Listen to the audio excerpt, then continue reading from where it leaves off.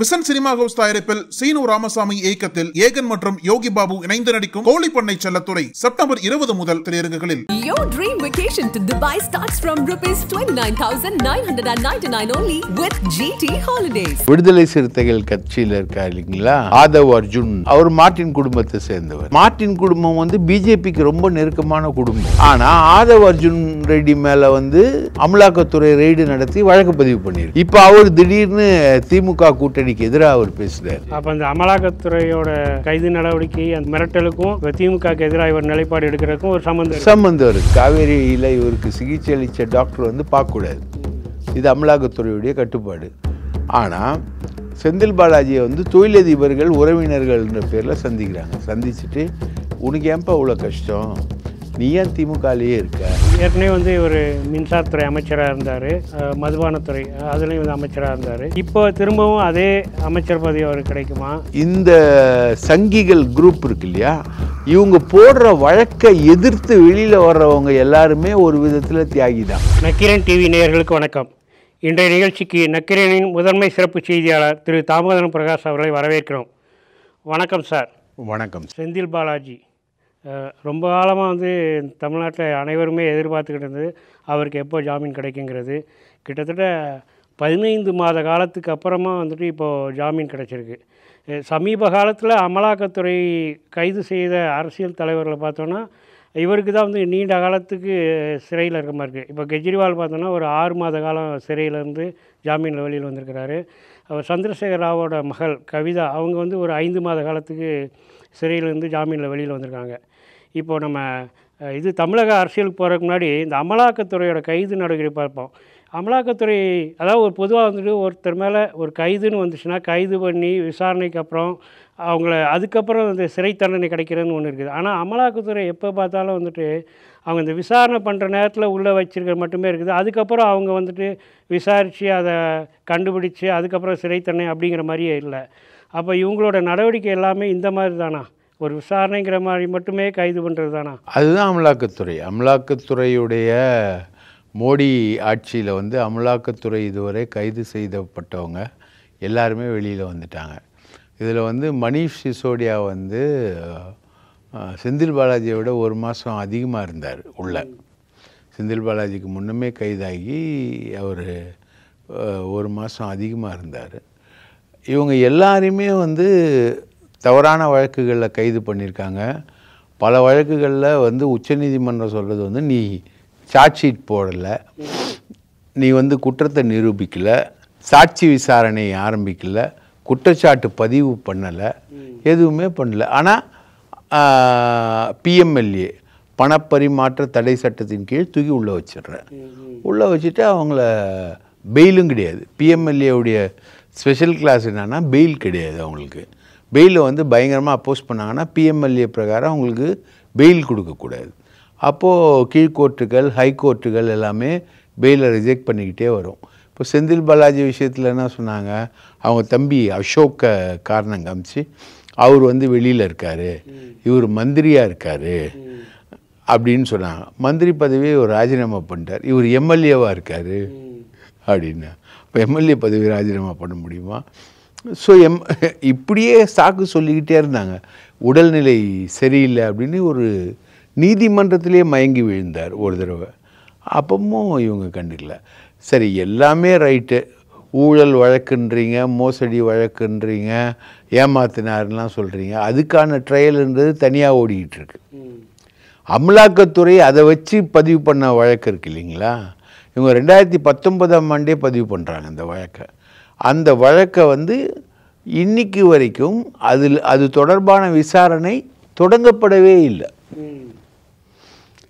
அந்த விசாரணை என்பது தொடங்கப்படவில்லை. அதில் வந்து குற்றச்சாட்டு பதிவு நடக்கலை, சார்ஜ் ஷீட் ஃப்ரேமிங் விஷயங்கள் எதுவுமே நடக்கலை, ஒன்றுமே நடக்கலை. ஆனால் உள்ளே மட்டுமே அப்படியே வச்சுருக்காங்க, உள்ளே மட்டுமே இவங்க வச்சுக்கிட்டே இருக்காங்க. அப்போ அந்த வழக்கு விசாரணையை தொடங்கணும்ல, அதை வச்சு தான் இப்போ வந்து பெயில் கொடுத்துருக்காங்க. இப்போது இந்த பெயிலில் வந்து பெருசாக அவங்க ஆர்கியூமெண்ட் பண்ணது என்னென்னா, ஒரிஜினலாக ஒரு வழக்கு இருக்குது, வேலுமணி மேலே டெண்டர் முறைகேடு வழக்கு இருக்குது, அதில் ஒரு 10,000 ரூபாவோ இல்லை 1 லட்சம் ரூபாவோ அவர் வாங்கிட்டார் அப்படின்னா அது மூலமாக அதை வச்சு அமலாக்கத்துறை வழக்கு பதிவு பண்ணும். வெஸ்ட் பெங்காலில் ஒருத்தர் 500 ரூபாய் வாங்கிட்டார், அதை வச்சு அமலாக்கத்துறை வழக்கு பதிவு பண்ணியிருக்கு. அமலாக்கத்துறை வந்து நிறைய பேரை, சுவேந்து அதிகாரின்னு ஒருத்தர் வந்து திரிணாமுல்லேருந்து கட்சி மாறி பாஜகவுக்கு வந்தார். அவர் மேலே ஊழல் குற்றச்சாட்டு சொன்னது யார்? அமித்ஷா. அவர் பாஜகவுக்கு வந்தோன்னா ஒரு சுத்தமானவர் ஆயிட்டார். மகாராஷ்டிராவில் பல அரசியல்வாதிகள் வந்து பாஜகவால் குற்றம் சொல்லப்பட்டவர். இப்போது சரத்பவாரோடைய சொந்தக்காரர் அஜித் பவார், அவர் மேலே 350 கோடி ரூபாய்க்கு ஊழல் குற்றச்சாட்டு சொன்னவர் அமித்ஷா. கட்சியை உடைச்சிட்டு வந்தோன்னா அவர் புனிதமாயிட்டார். இந்த மாதிரி நிறைய பேர் ஃபுல்லாகவே அமலாக்கத்துறையை வச்சு ஒரு மிரட்டுறதுக்கு எல்லாத்துக்குமே அமலாக்கத்துறையை யூஸ் பண்ணுறது தான். இப்போ நீங்கள் விடுதலை சிறுத்தைகள் கட்சியில் இருக்கார் இல்லைங்களா, ஆதவ் அர்ஜுன் அப்படின்ற ஒரு பர்சனாலிட்டி, அவர் மேலே வந்து அவர் மார்ட்டின் குடும்பத்தை சேர்ந்தவர். ரைட்டா? மார்ட்டின் குடும்பம் வந்து பிஜேபிக்கு ரொம்ப நெருக்கமான குடும்பம். ஆனால் ஆதவ் அர்ஜுன் ரெட்டி மேலே வந்து அமலாக்கத்துறை ரெய்டு நடத்தி வழக்கு பதிவு பண்ணியிருக்கு. அவரோட வழக்கை வந்து கல்கட்டாவுக்கு மாற்றுங்கன்னு சொல்லிட்டு இவங்க மார்ட்டின் கேட்கும்போது அதெல்லாம் மாற்ற முடியாதுன்னு நீதிமன்றமே தீர்ப்பளிக்குது. இப்போ அவர் திடீர்னு திமுக கூட்டணிக்கு எதிராக அவர் பேசுகிறார். ஆட்சியில் பங்கு வேணும், திமுக என்ன பண்ணிச்சு, வேங்க வயலில் என்ன பண்ணிச்சு. அப்போ அந்த அமலாக்கத்துறையோட கைது நடவடிக்கை, அந்த இது ஒரு மிரட்டலுக்கும் இவர் திமுகவுக்கு எதிராக இவர் நிலைப்பாடு எடுக்கிறதுக்கும் ஒரு சம்பந்தம் இருக்குது. அவர் திடீர்னு பேசுகிறாரு, வேங்க வயலில் என்ன பண்ணீங்க, கொடி கம்பத்தை ஏற்ற விடலை, நீங்கள் வந்து அதிமுக நல்லா இருக்குது, திமுக அளவுக்கு இல்லை அப்படின்ற மாதிரி அவர் தொடர்ந்து அவர் பேசிக்கிட்டே இருக்காரு.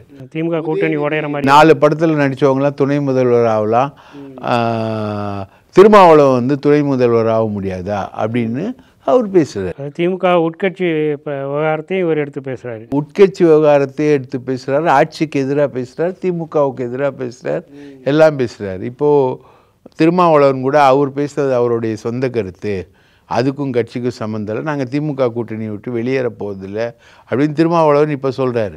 ஆனால் இவ்வளோ நாள் அவர் அதை சொல்லலை. அப்போது இவர் இப்படி திடீர்னு இவர் பேசுறது வந்து விடுதலை சிறுத்தைகளுக்கே பெரிய ஆச்சரியம். ஏன் இப்படி பேசுகிறார் அப்படின்னு பார்த்தீங்கன்னா, இவர் மேலே அமலாக்கத்துறை வழக்கு இருக்குது.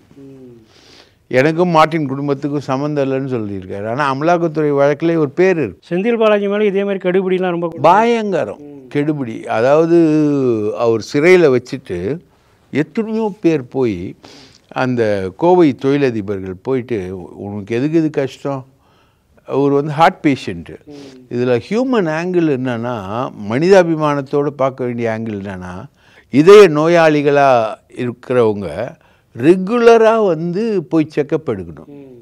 இப்போது இவரை வந்து காவேரி மருத்துவமனையில் தான் வந்து இவருக்கு இதய பைபாஸ் சர்ஜரி ஒன்று பண்ணியிருக்காங்க.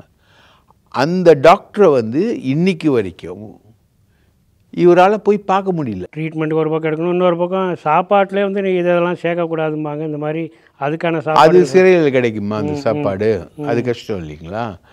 அது இல்லாமல் சிறையில் வந்து இருக்கக்கூடிய நெருக்கடிகள், ஏகப்பட்ட நெருக்கடிகள், அதை தாண்டி நீ வந்து உங்களுக்கு பைபாஸ் பண்ண டாக்டரை வந்து கன்சல்ட் பண்ணணும்.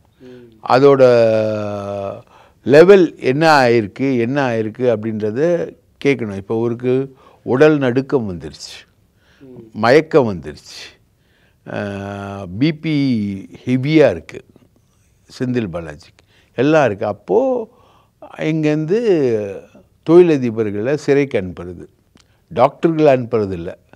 டாக்டர் காவேரியில் இவருக்கு சிகிச்சை அளித்த டாக்டர் வந்து பார்க்கக்கூடாது, இது அமலாக்கத்துறையுடைய கட்டுப்பாடு.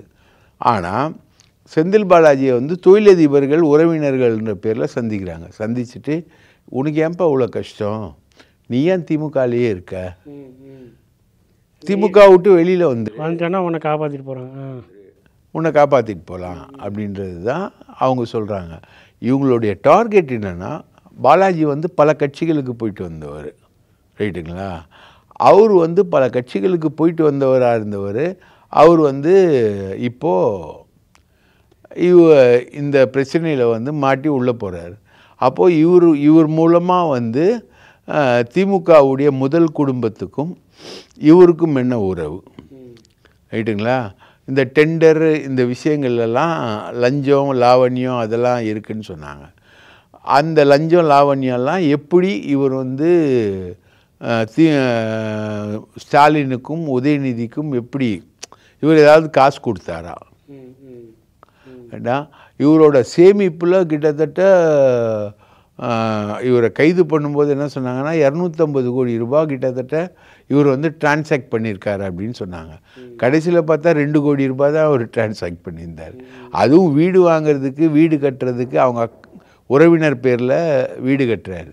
அந்த வீடை தான் இவங்க காமிச்சாங்க. பெருசான கேப்சர் வந்து செந்தில் பாலாஜிக்கிட்ட அந்த இதுதான் அந்த வீடு தான். அந்த வீடை வச்சு பில்டப் பண்ணி எல்லாத்தையும் கொண்டு போனாங்க. தொழிலதிபர்களை வச்சு நீங்கள் பாஜகவுக்கு வந்துருங்கன்னு பேசினார். இதை வந்து செந்தில் பாலாஜி கோர்ட்லேயே சொல்கிறார்.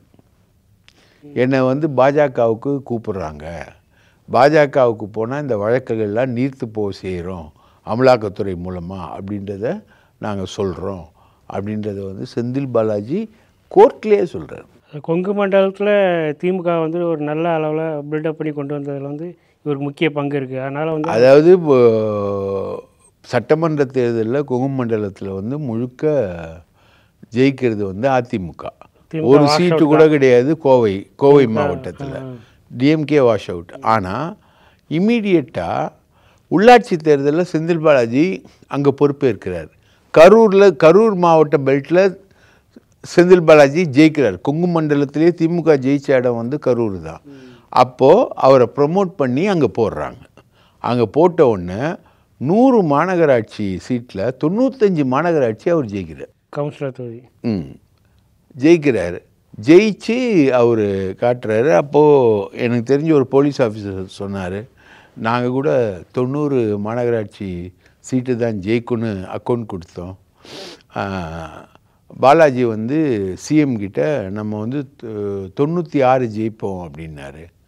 95 ஜெயிச்சிட்டாரு. அப்புறம் எங்ககிட்ட வந்து சொன்னார் பாலாஜி, நான் கூட தப்பாக கணக்கு போட்டாங்க, நீங்கள் சொன்ன விஷயங்கள்லாம் நம்ம கணக்கெடுத்து ஒர்க் பண்ணியிருந்தால் நம்ம 100க்கு 100 கூட ஜெயிச்சிருக்கலாம். எங்கே வந்து திமுக தோற்கடிக்கப்பட்டுச்சோ அதே இடத்துல திமுக ஜெயிச்சுது 100 மாநகராட்சி. பாஜக தனியாக போட்டிட்டுது. அந்த அதுவும் இல்லாமல் பாஜக வந்து முழுக்க தமிழ்நாட்டில் வந்து பெரிய அளவில் நம்புறது கோயம்புத்தூர் அந்த ஏரியா தான். அப்புறம் பார்லிமெண்ட் தேர்தல் வந்து அவர் தூக்கி ஜெயிலில் போட்டாங்க. அவர் ஜெயிலில் உட்காந்துருக்காரு. ஈரோடு கிழக்கு அவர் தான் ஜெயிச்சு கொடுத்தாரு, அது எல்லாருக்கும் தெரியும். அதுக்கப்புறம் ஈரோடு கிழக்கு முடிஞ்சவொன்னே தூக்கி ஜெயிலில் உட்கார வச்சுட்டாங்க. ஜெயிலில் உட்கார வச்சுட்டு பார்லிமெண்ட் எலெக்ஷனில் அவர் சொன்ன வேட்பாளர் தான் கோயம்புத்தூர் வேட்பாளராக போட்டாங்க. ஃபுல் கண்ட்ரோல் வந்து அவர் கையில் கொடுத்துட்டாங்க. அப்போது வந்து புலம்புனார். ஜெயிலேருந்து பாலாஜி பேசுகிறாரு, ஜெயிலேருந்து அவர் ஆப்ரேட் பண்ணுறாரு, ஜெயிலேருந்து ஃபோன்லேயே பேசுகிறாரு, அவர் சொல்கிற மாதிரி தான் நடக்குது இங்கே, அவர் தான் வந்து ஒரு வின்னிங் காம்பினேஷனை ரெடி பண்ணி கொண்டு போகிறாருன்னு. இதில் பேத்தட்டிக் ஃபேக்ட் என்னென்னா, திமுகவில் இருக்கக்கூடிய ஒரு மூத்த நிர்வாகி ஒருத்தர் மணல் வியாபாரம் பண்ணுறாங்க இல்லையா, கரிகாலன், ராமச்சந்திரன், ரத்னம், இந்த 3 பேரும் சேர்ந்து ஒரு 150 கோடி ரூபாய் யார் கொடுக்குறாங்க? கொடுக்குறாங்க. கொடுத்த உடனே திமுக வந்து தலைமை கூப்பிட்டு கேட்குது மணல் வியாபாரிகளை. ஏன்னா அரசாங்க தயவு இல்லாமல் மணல் எடுக்க முடியாது இல்லையா, நீங்கள் எப்படி கொடுத்தீங்க காசு அப்படின்னு. இல்லைங்க, உங்கள் திமுக மூத்த நிர்வாகி தான் ஒருத்தர், அவங்களுக்கு காசு கொடு அப்படின்னு சொல்கிறாங்க. அதிர்ந்து போயிடுறாங்க திமுக தலைமை. ஆனால் அதையும் மீறி செந்தில் பாலாஜி உள்ளே உட்காந்து தோக்கடிக்கிறார். அங்கே மட்டும் தோக்கடிக்கலை, அங்கே வேலுமணி வந்து ஃபுல் சப்போர்ட் பண்ணுறாரு. வேலுமணி வந்து அதிமுக காரங்களை களம் இறக்குறாரு. அங்கே பூத் ஏஜெண்ட்டாக உட்கார்றது எல்லாருமே அதிமுக காரங்க. வாக்காளர்களும் அதிமுக வாக்குகளை வந்து திருப்பி விடுறாரு. சிங்கை ராமச்சந்திரன் அங்கே நிற்கிறாரு, அவர் டம்மியாக்குறாரு. அது மட்டும் இல்லை, அங்கே இருக்க பக்கத்தில் பொள்ளாச்சி, திருப்பூர், திருப்பூர், பொள்ளாச்சி, நீலகிரி இந்த பெல்ட்டில் எல்லாத்துலேயும் வந்து முருகன் நீலகிரி அங்கே எல்லாத்துலேயுமே வந்து வேலுமணி வந்து ஃபுல்லாக இறக்குறாரு. ரைட்டா? ஒரு திமுகவோட ஒரு முக்கிய நிர்வாகி, நம்ம பேர் சொல்ல விரும்பல, அந்த முக்கிய நிர்வாகியே காசு கொடுக்குறாரு. அண்ணா மணல் கரிகாலன், ரத்னம் ராமச்சந்திரன் வந்து அந்த முக்கிய நிர்வாகியோட கண்ட்ரோலில் இருக்காங்க. அதிருந்து போயிட்டாங்க திமுக தலைமை அதை கேட்டு. அப்போ தான் செந்தில் பாலாஜியை தூக்கி உள்ளே உட்கார வச்சுட்டு பார்லிமெண்ட் எலெக்ஷனில் நிற்கிறார் ஆடுமலை. அப்போது அதை வந்து கன்சீட் பண்ணி அவர் வந்து கோவையில் வந்து திமுகவை ஜெயிக்க வைக்கிறாரு, திருப்பூரில் ஜெயிக்க வைக்கிறாரு, பொள்ளாச்சியில் ஜெயிக்க வைக்கிறாரு, ஈரோட்டில் ஜெயிக்க வைக்கிறாரு, நீலகிரியில் ஜெயிக்க வைக்கிறாரு ராசாவை. இப்படி இந்த ஒர்க் எல்லாத்தையும் பார்த்தது யாருன்னா செந்தில் பாலாஜி. சிறையில் இருந்துக்கிட்டே ஃபினான்ஸை ரெடி பண்ணி வேட்பாளர்களுக்கு கொடுத்து, தொண்டர்களுக்கு கொடுத்து, தேர்தல் பணிகளை வந்து மெயின்டைன் பண்ணி எல்லாத்தையும் வந்து கோயம்புத்தூரில் பண்ணுறது கரூர் கேங்கு அப்படின்னு புலம்புறார்.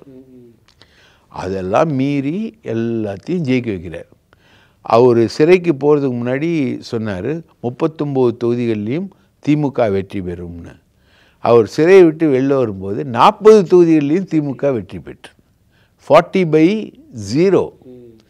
பிஜேபி ஒரு தொகுதிக்குள்ளே கூட ஜெயிக்கல. பிஜேபியோட எய்ம் என்னென்னா, கொங்கு பெல்ட்டுக்குள்ளே செந்தில் பாலாஜி இருந்தார்னா அங்கே வந்து பிஜேபியால் ஜெயிக்க முடியாது, அவரை தூக்கி சிறையில் வச்சாதான் ஜெயிக்க முடியும் அப்படின்றதான் பிஜேபியுடைய அசைன்மெண்ட்டு. அதுக்காக ஒவ்வொரு முறை செந்தில் பாலாஜிக்காக அவர் வந்து போயிட்டு வருவார் டெல்லிக்கு. ஒவ்வொரு முறை பெயில் இஷ்யூ வந்து சுப்ரீம் கோர்ட்டில் வரும்போதும் ஏதாவது ஒரு காரணத்தை சொல்லி டெல்லிக்கு போயிட்டு வருவார். இவர் அரெஸ்ட் பண்ண வச்சதே வந்து அமித்ஷா கிட்ட சொல்லி ஒரு அரெஸ்ட் பண்ணணும், அப்போ தான் நம்மளால் ஜெயிக்க முடியும் அப்படின்னு சொல்லி அடம் பிடிச்சி தான் அரெஸ்ட் பண்ண வைக்கிறாங்க. ஸோ அந்த அளவுக்கு சிம்ம சொப்பனமாக இருந்தவர் தான் செந்தில் பாலாஜி. அந்த மாதிரி ஒர்க் அவுட்டு தான் இன்றைக்கி வந்து அவரை உள்ளத்தள்ளி இருக்குது. அதை எதிர்த்து அவர் அரெஸ்ட் பண்ணும்போதே அவருக்கு ஹார்ட் அட்டாக் வருது, அவர் சிகிச்சை பெறுறாரு, ஓப்பன் ஹார்ட் சர்ஜரி நடக்குது. ஓப்பன் ஹார்ட் சர்ஜரின்றது விளையாட்டு கிடையாது, அவ்வளோ பெரிய ப்ராசஸ்ஸுங்க. நீங்கள் ஒரு 6-7 மாதத்துக்கு பெட் ரெஸ்ட்டு, அதை விட்டு நவரவே கூடாது நீங்கள். ஆனால் அவரை கோர்ட்டுக்கு வர வைக்கிறது, அலைய வைக்கிறது, ஜாமீன்லாம் வந்து காணொளி மூலம்லாம் பண்ண மாட்டாங்க. செந்தில் பாலாஜிக்கு நேராக அந்த வேனில் புழல் சிறையிலேருந்து கூப்பிட்டு வந்து அதுபோல் விசாரணை வேறு பண்ணுறாங்க, மணிக்கணக்கா எல்லாத்தையும் அந்த ஓப்பன் ஹார்ட் சர்ஜரி பண்ண அந்த இதயத்தோட டிப்பிக்கலாக உடல்நிலை மோசமாக எல்லாமே மோசமாயிடுச்சு. டாக்டரை கன்சல்ட் பண்ண விடாமல் எல்லாத்தையும் போட்டு அடிக்கிறாங்க. ஒரே காரணம், அவர் வந்து கொங்கு மண்டலத்தில் நின்னார் அப்படின்னா. இதில் எடப்பாடியும் காம்பினேஷன். எடப்பாடியும் இன்னைக்கு சண்டை போட்டுக்கிறாங்கல்ல, எடப்பாடியும் அப்புறம் ஊடகத்தில் சில புரோக்கர்கள் இருக்காங்க, காசுக்கு வாய் விட்டு குறைகிறவங்க, அவங்களையும் வச்சுக்கிட்டு ஒரு பெரிய ப்ராபகண்டா. அதில் வந்து இந்த ஊழல் வந்து ஜெயலலிதா ஆட்சியில் நடந்த ஊழல், ரைட்டுங்களா? அதுக்கு வழக்கு பதிவு பண்ணப்படுது. வழக்கு பதிவு பண்ணது அதிமுக ஆட்சியிலையும் பண்ணப்படுது, திமுக ஆட்சியிலையும் அந்த புகார்கள் இருக்குது, அது தொடர்பான இன்கொயரிலாம் இருக்குது. அப்போது பண்ணுறாங்க, அதிமுக ஆட்சியில் வழக்கு பதிவு பண்ணுறாங்க. அப்போது இவர் டிடிவி தினகரன் கிட்டே இருக்கார் இவர். அப்போது வழக்கு பதிவு பண்ணுறாங்க. அதுக்கப்புறம் அவர் மேலே டாஸ்மாக்கு ஊழல், டாஸ்மாகில் வந்து 10 ரூபா வாங்குகிறாங்க, பாட்டிலுக்கு 10 ரூபா வாங்குறாங்கன்னொன்னே 10 ரூபா பாலாஜி, இப்படி எல்லாத்தையுமே சேர்த்து போட்டாங்க அவர் மேலே. 10 ரூபா பாலாஜி, கண்டக்டருக்கும் டிரைவருக்கும் ஆள் எடுக்கிறதுல லஞ்சம் வாங்கின பாலாஜி, ஊழல் வழக்கு பாலாஜி, இப்படி எல்லாத்தையும் சேர்த்தே போட்டாங்க அவர் மேலே. அதுக்கப்புறம் அவர் வந்து முதல்வர் குடும்பத்துக்கு நெருக்கம், ஊழல் பணத்தெல்லாம் இந்த ஆட்சியில், இந்த 2 வருஷ ஆட்சியில் வந்து முதல்வருக்கும் துணை முதல்வருக்கும் அவங்க குடும்பத்துக்கும் கொடுத்தார் அப்படின்ற ஒரு குற்றச்சாட்டு. அதை வச்சு அவரோட பேங்க் அக்கௌண்ட்டு எல்லாத்தையும் பிடிக்கிறது. அவரோட தம்பி அசோக், அவர் இன்றைக்கி வரைக்கும் கைதாகலை.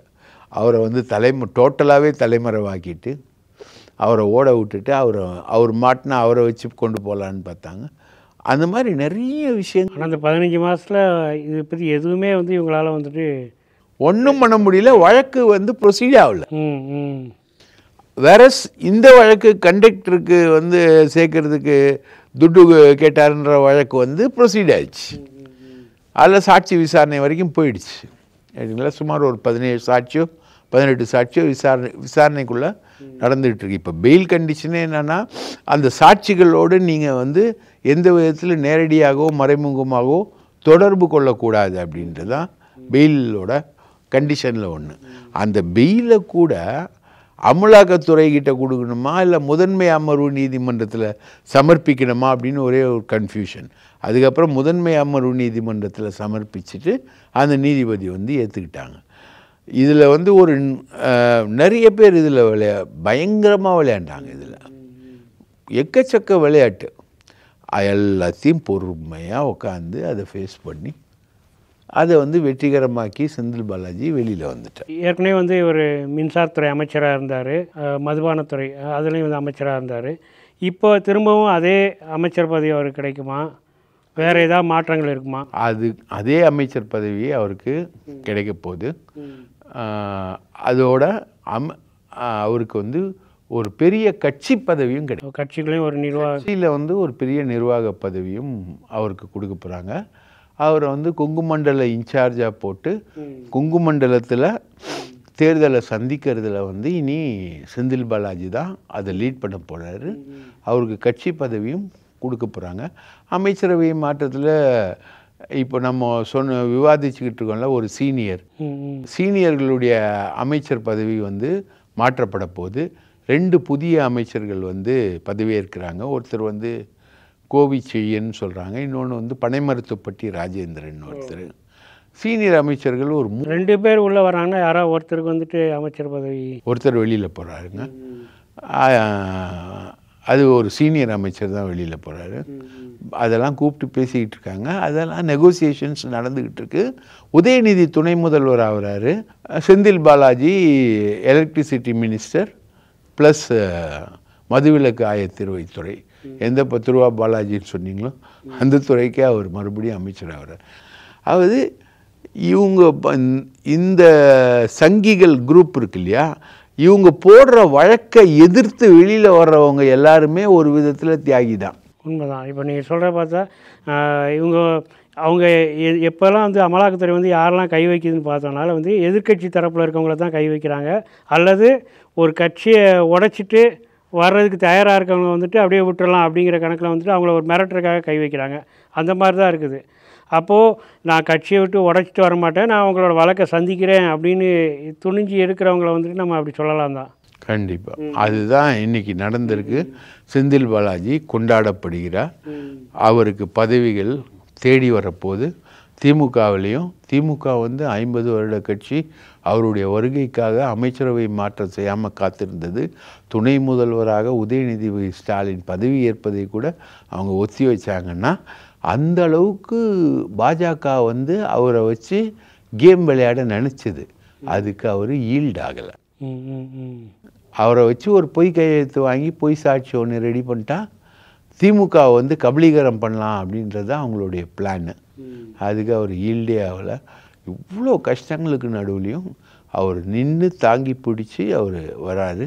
வந்த உடனே அவருக்கு அதற்குரிய மரியாதையை திமுக. ஏற்கனவே இப்போ செந்தில் பாலாஜி உள்ளே போகிறப்போ வந்துட்டு இருந்த அரசியல் நிலைமையில வந்து இப்போ வந்து கொஞ்சம் மாறி இருக்கு. ஏன்டா இப்போ புதுசாக வந்து விஜய் உள்ளுக்குள்ளே வராரு அரசியலுக்குள்ளார். அப்போ வந்துட்டு திமுக வந்து இன்னும் கொஞ்சம் வலிமையாக இருக்க வேண்டிய ஒரு அவசியம் இருக்குது. இப்போது செந்தில் பாலாஜியோட கைது, அது தொடர்பான அரசியல் எல்லாத்தையும் வந்துட்டு எங்களோட பகிர்ந்துக்கிட்டீங்க. மேலும் வந்துட்டு இப்போ 2 அமைச்சர்கள் வெளியில் போவாங்க, இன்னும் 2 அமைச்சர்கள் உள்ளே வருவாங்க அப்படிங்கிற தகவலையும் கொடுத்துருக்கீங்க. உங்களுக்கு மிக்க நன்றி. வாய்ப்பளித்ததற்கு மிக்க நன்றி. உங்கள் நக்கீரன் இதழில் கதாசிரியர், தயாரிப்பாளர், இயக்குனர் என பன்முகம் கொண்ட திரைக்கலைஞர் VC குகநாதன் எழுதி வரும் சினிமா கொட்டகை. பரபரப்புக்கு பஞ்சமில்லா தொடர். வாங்கி படியுங்கள். நக்கீரன். நக்கீரன் டிவிக்கு சப்ஸ்கிரைப் செய்யுங்கள். உங்கள் ஆதரவே எங்கள் பலம். ஆசிரியர்களுக்கு நண்பனாகவும் மாணவர்களுக்கு ஆசானாகவும் திகழும் தேர்வு வழிகாட்டி. ஒவ்வொரு பாடத்திற்கும் அனுபவமிக்க ஆசிரியர்களின் துல்லியமான தெளிவான விடைகள். CNC இருக்கு, தேர்வு பயம் எதற்கு? இது தீரன் பப்ளிஷிங் ஹவுஸ் விற்பனை வெளியீடு.